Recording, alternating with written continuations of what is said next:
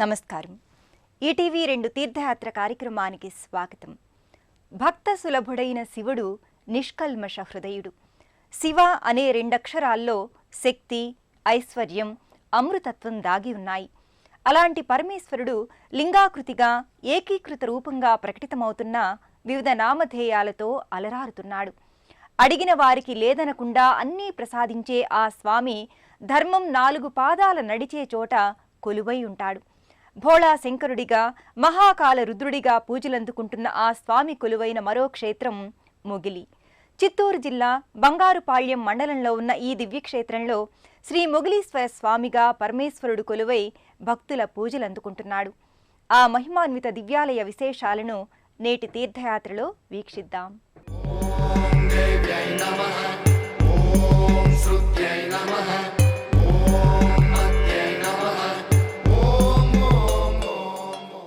పురాణ, చారిత్రక ప్రశస్తి, ఆధ్యాత్మిక వైభవం కలగలిసిన శైవ సన్నిధానాలు ప్రజాభిమానాన్ని చూరగొంటాయి, భక్తజన ఆకర్షణకు పాత్రమవుతాయి. ఆ ఆలయాల పురాతనత్వం, ఆలయ దేవుళ్ళు ప్రతిష్టా ముహూర్త బలాలు ఆలయ విశిష్టతను పెంపొందిస్తాయి. ఆ పరంపరలో మొగిలి క్షేత్రంలోని శ్రీ మొగిలీశ్వర స్వామి ఆలయం పేరెన్నిక గలది. వందే శంభుముమాపతిం సురగురుం వందే జగత్కారణం వందే పన్నగభూషణం శశిధరం వందే పశూనాం పతిం వందే సూర్య శశాంక వహ్ని నయనం వందే ముకుంద ప్రియం వందే భక్తజనాశ్రయం చ వరదం వందే శివం శంకరం. సాంబ సదాశివుడు సదా జ్ఞాన ధ్యాన సమాధిస్థితుడైన ఆత్మయోగి. ఉదారుడిగా, బోళా శంకరుడిగా, అపురూప వరప్రదాతగా ప్రసిద్ధుడు. ఆ మహదేవుడు చిత్తూరు జిల్లా బంగారుపాళ్యం మండలం మొగిలి గ్రామంలో సువిశాలమైన ప్రాంగణంలో కొలువుతీరి ఉన్నాడు. మొదటి రాజరాజ చోళుడు క్రీస్తు శకం 991లో ఈ ఆలయ పునర్నిర్మాణం చేసినట్లుగా ఇక్కడి శాసనాల ద్వారా తెలుస్తోంది. క్షేత్రపాలకుడిగా మహావిష్ణువు ఈ శైవ క్షేత్రంలో కొలువై ఉన్నందున ఈ క్షేత్రాన్ని హరిహర క్షేత్రంగా వ్యవహరిస్తారు. అతి ప్రాచీనమైన ఈ క్షేత్రానికి సంబంధించి ఓ పురాణ గాథ ప్రచారంలో ఉంది.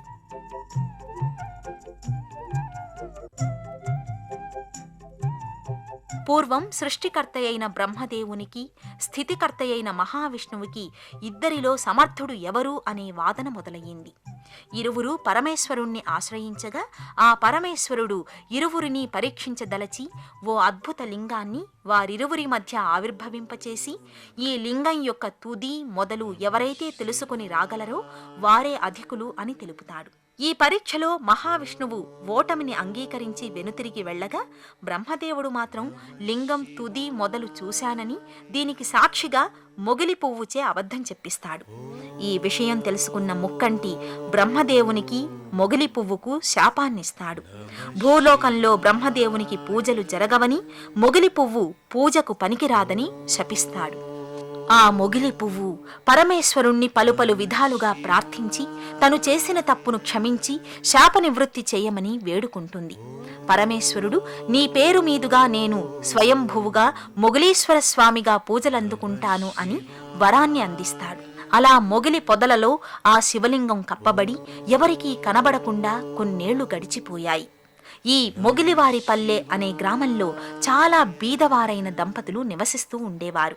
ఆ బోయవాని భార్య నిండు చూలాలతో ఉన్నప్పుడు వంట చెరకు కోసం వెళ్లిన తన భర్త జాడ తెలియక మొగిలి పొదల వద్ద పండంటి బిడ్డను ప్రసవిస్తుంది.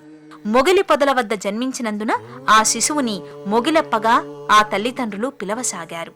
ఒక యజమాని దగ్గర పనికి కుదిరిన మొగిలప్ప ఒక రోజున వంట చెరకు తేవడానికి వెళ్లి వంట చెరకు నరుకుతుండగా అకస్మాత్తుగా ఖంగుమని శబ్దం వినపడుతుంది. ఏంటా అని పరికించి చూడగా ఆ ప్రాంతమంతా రక్తసిక్తమై ఉండటం చూసి భయభ్రాంతుడై మొగిలి పొదలను తొలగించి పరిశీలించగా రక్తం ధారాపాతంగా స్రవించడం చూసి దగ్గరలోని ఆకులు మూలికలను తెచ్చి పసరు పిండి గాయానికి కట్టుకడతాడు. ఎప్పుడూ శివధ్యానంలో మునిగిపోతున్న మొగిలప్పను చూసి తల్లిదండ్రులు వ్యధ చెంది వివాహం జరిపించగా అతనిలో మార్పు రాకుండా ఉండెను. ఇలా ఉండగా ఒక రోజున తను కాస్తున్న ఆవుల మందలోని ఒక ఆవు పాలు ఇవ్వడం లేదని గమనించి మొగిలప్పను అనుమానించగా ఆ ఆవు పాలు ఎక్కడ ఇస్తుందో కనిపెట్టాలని గమనించసాగాడు. ఆ ఆవు గడ్డి మేస్తూ మేస్తూ దేవరకొండ బిలంలోకి వెళ్లడం గమనించిన మొగిలప్ప ఆవును అనుసరిస్తూ ఆ బిలంలోకి వెళ్లగా జగజ్జనని అయిన పార్వతీదేవి ఒక పాత్రలో ఆవు నుండి పాలధారలు స్వీకరించడం గమనిస్తాడు మొగిలప్ప. అమ్మవారు మొగిలప్ప చూసిన విషయం తెలుసుకుని శపించబోగా అమ్మవారిని పలు విధాలుగా ప్రార్థించి ఎవరికీ చెప్పనని మాట తీసుకుంటాడు. చెబితే నా తల 1000 మృక్కలై పోవాలని వాగ్దానం తీసుకుని ఇంటికి తిరుగు ప్రయాణం అవుతాడు మొగిలప్ప. ఆ క్షణం నుంచి నిద్రాహారాలు మానడం చూసిన మొగిలప్ప భార్య మొగిలప్పని ఏం జరిగిందని ఆరా తీస్తుంది. ఎంతకు చెప్పకపోవడంతో పంచాయితీ పెట్టించి చెప్పకపోతే తాను చనిపోతానని బెదిరించగా ఇక తనకు మరణం ఆసన్నమైందని గ్రహించిన మొగిలప్ప ప్రజలందరి సమక్షంలో తను చూసిన విషయాన్ని యథాతథంగా చెబుతాడు. దాంతో అతని తల 1000 మృక్కలై పగిలిపోతుంది. అతడి భార్య పశ్చాత్తాపం పొంది తను కూడా తన భర్త చితిలో పడి సహగమనం చేస్తుంది. ఈ విధంగా మొగిలప్ప పేరు మీదుగా శ్రీ మొగిలీశ్వర స్వామిగా నామధేయుడయ్యాడని మరొక కథనం ఇది. కొన్ని సంవత్సరాల తరువాత మిరియాల వర్తకుల చేత స్వామి మహిమ వల్ల ఈ ఆలయ నిర్మాణం గావింపబడిందని చరిత్ర చెబుతోంది.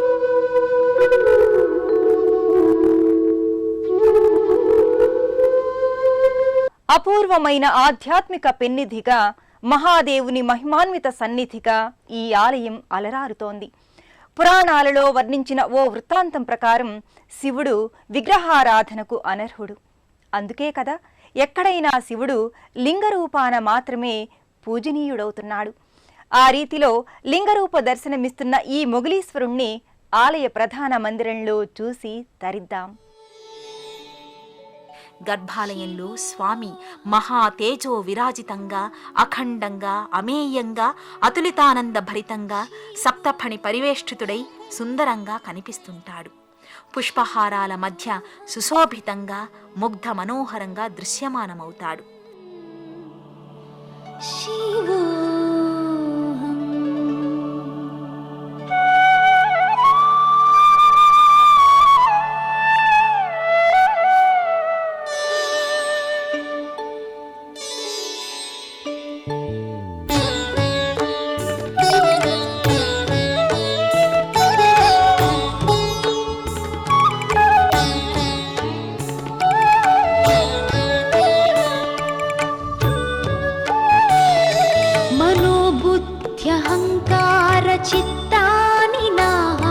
न च श्रोत्रजिह्वे न च घ्राणनेत्रे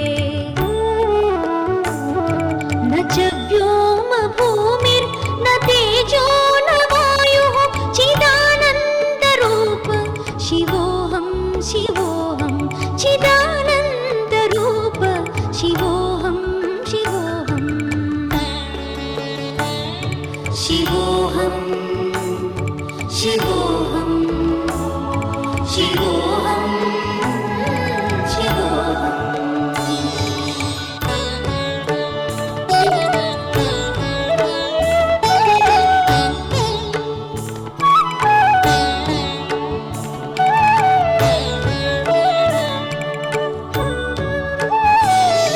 न च प्राणसंज्ञो न वै पञ्चवायुः न वा सप्तधातुर्न वा पञ्चकोशाः न वा पाणिपादं न चोपस्थपायो चिदानन्दरूप शिवोऽहं शिवोऽहं चिदानन्दरूप शिवोऽहं शिवोऽहं ఆ పుత్ర సంతానానికి చాలా విశేషమైన పేరు ఈ మొగిలీశ్వరాలయం. ప్రతి సోమవారం 7:30-9 రాహుకేతు సర్పదోష నివారణం, కుజదోష నివారణం చేస్తున్నాము. ఈ దేవస్థానంలో చాలా ఇదిగా విశేషంగా వస్తారు. ఎందుకంటే క్షేత్రం కాబట్టి, స్వయం కాబట్టి ఆ ఆది శంకరాచార్య స్వాములు ఎక్కడో చేయండి విశేషంగా ఉంటుందని చెప్పి సర్పదోషాలు యథాస్థానంగా జరుగుతూ ఉంటాయి. స్వామికి రుద్రాభిషేకాలు జరుగుతాయి. మహాశివరాత్రి విశేషమైన జనం తమిళనాడు, ఆంధ్ర, కర్ణాటక నుంచి భక్తులు వస్తుంటారు. ఈ ఆలయం శైవ, వైష్ణవ, శక్తిమాత మందిరాల సమాహార ధామం. పరమేశుని దర్శించవచ్చిన వారికి వివిధ సంప్రదాయాలకు చెందిన దేవదేవుళ్లను ఒకే ప్రాంగణంలో దర్శించుకునే మహదవకాశం దక్కుతుంది. మొగలి క్షేత్రంలో గొప్ప విశేషంగా చెప్పుకోవాల్సింది త్రిశూల తీర్థం. శ్రీకృష్ణుడు పరమేశ్వరుని గురించి ప్రార్థన చేయగా శివుడు కరుణించి తన త్రిశూలంతో భూమిపై గుచ్చి పాతాళ గంగను పైకి తెప్పించిన తీర్థంగా త్రిశూల తీర్థం పేరుగాంచింది. గోవులకు గోపాలులకు కరవు కాటకాల వల్ల తీవ్ర నష్టం ఏర్పడగా శ్రీకృష్ణుడి ప్రార్థన మేరకు తెప్పించిన తీర్థంగా చెబుతారు త్రిశూల తీర్థాన్ని. చోళరాజుల కాలంలో ఈ తీర్థం చుట్టూ పుష్కరిణిని నిర్మించి నందిని ప్రతిష్ఠించి ముఖద్వారం గుండా నిరంతరం నీరు ప్రవహించే విధంగా ఏర్పరిచారు. దీనిని పంచలింగాల తీర్థం, పావన తీర్థం అని కూడా పిలుస్తారు.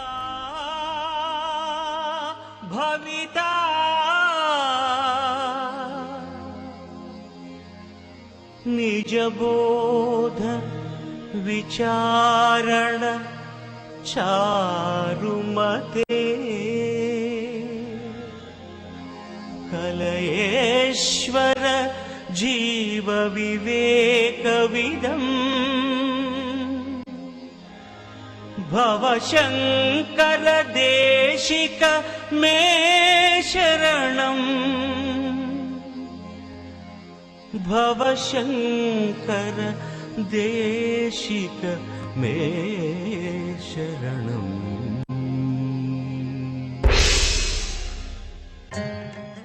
కోనేటి ప్రాంగణంలో వృక్షాలను సందర్శిస్తూ ముందుకు నడిస్తే శ్రీరామ భక్తుడు ఆంజనేయ స్వామి దర్శనమిస్తాడు.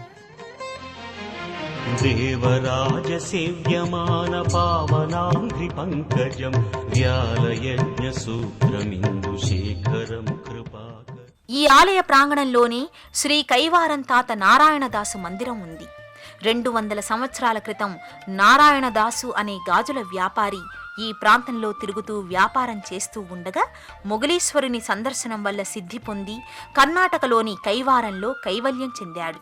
అందుకు నిదర్శనంగా కైవారం నుండి విగ్రహాన్ని తెచ్చి ఇక్కడ ప్రతిష్ఠించడం జరిగింది. ఆలయంలోకి ప్రవేశించగానే మహామంటపంలో విఘ్న వినాయకుడు దర్శనమిస్తాడు. అంకుశం, తామర పువ్వు, మోదకం చేతబూని విఘ్నేశ్వరుడు ఆసీనుడై ఉంటాడు. మరోవైపున కుమారస్వామి మయూర వాహన సమేతుడై శూల ఖడ్గధారియై కొలువై ఉంటాడు. క్షిప్రదగ్ధపురత్రయం త్రిదశాలయైరభివందితం చంద్రశేఖరమాశ్రయే మమ కిం కరిష్యతి. గర్భాలయం చుట్టూ ప్రదక్షిణలు చేసేటప్పుడు 3 వైపులా త్రిమూర్తులు దర్శనమిస్తారు. కుడివైపున దక్షిణామూర్తి, వెనుక భాగంలో విష్ణుమూర్తి, ఎడమవైపున చతుర్ముఖ బ్రహ్మ దృశ్యమానమవుతారు. పూజితాంఘ్రి సరోరుహం దేవసింధుతరంగ శీకర సిక్త శీత జటాధరం చంద్రశేఖరమాశ్రయే మమ కిం కరిష్యతి వై యమః.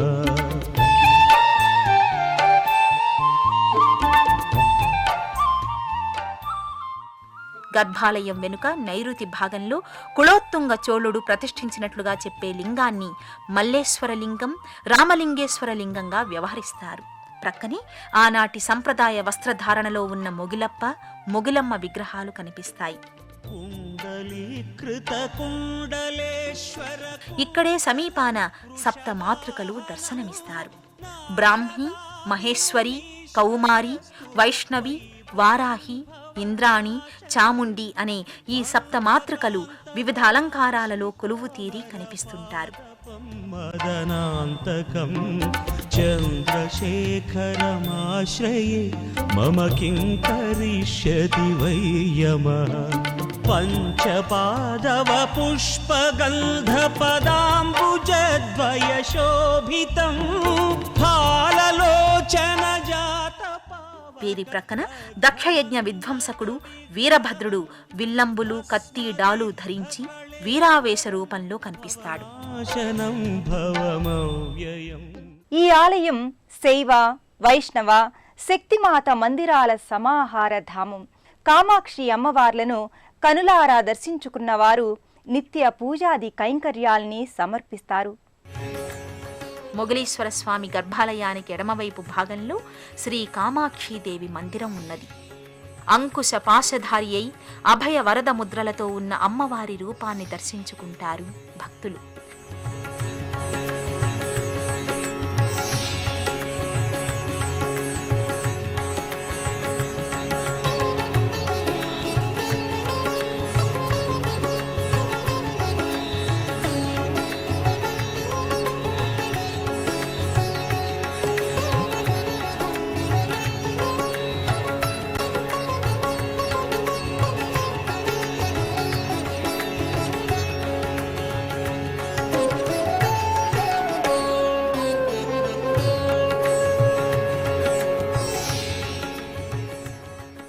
శ్రీ మొగలీశ్వర స్వామి ఎందరో భక్తులకు ఆరాధ్య దైవం. నమ్మి కొలిచిన వారి పాలిట సత్వర వరదాయకుడు.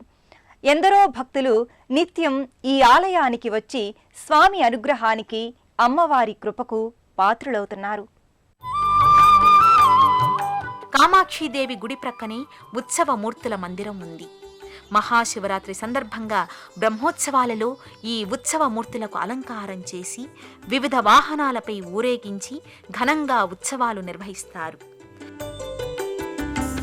విశ్వేశ్వరాయ నరకాంతకతారణాయ కర్ణామృతాయ శశిశేఖరధారణాయ కర్పూరకాంతిధవళాయ జటాధరాయ దారిద్ర్య దుఃఖదహనాయ నమః శివాయ.